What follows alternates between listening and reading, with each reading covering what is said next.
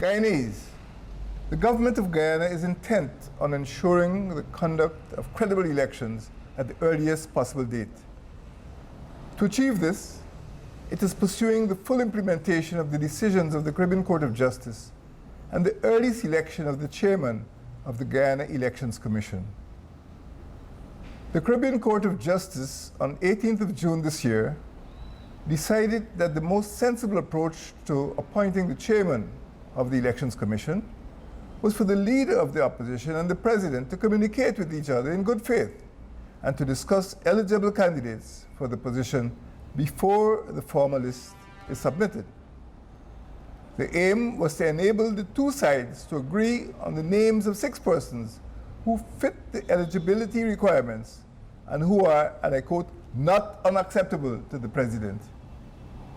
The court found that once the president and leader of the opposition have hammered out a list of names not unacceptable to the president, the list of 6 persons must then be formally submitted to the president by the leader of the opposition, and the president must then select the chairman from among those names. The court believes that such an approach would give the president a role in the identification of the 6 names.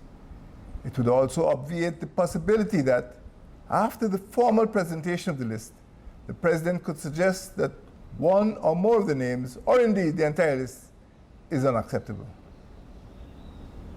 I met the leader of the opposition, Mr. Bharat Jagdeo, on the 4th of July this year at the Ministry of the Presidency. We discussed the means of selecting a chairman of the Elections Commission in accordance with the judgment of the Caribbean Court of Justice, and given the need to ensure that GECOM is allowed to function in an uninterrupted manner.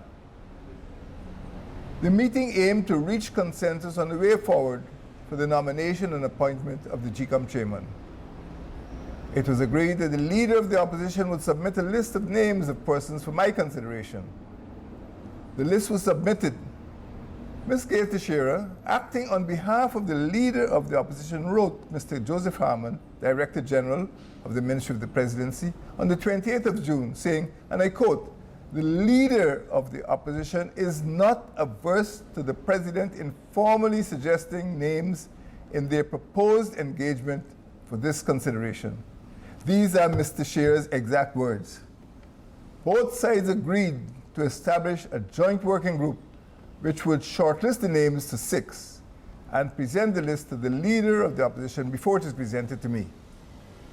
It was also agreed that the exchange of names, or the submission of names, will include also suggestions which the president presented for inclusion on that list. I said that it was up to the leader of the opposition to submit names of persons who had already been submitted on previous 3 lists. The government side is adhering to the ruling of the Caribbean Court of Justice and to the agreement with the leader of the opposition. The government side remains committed to continuing the dialogue and concluding the selection process within days to enable the Election Commission to function.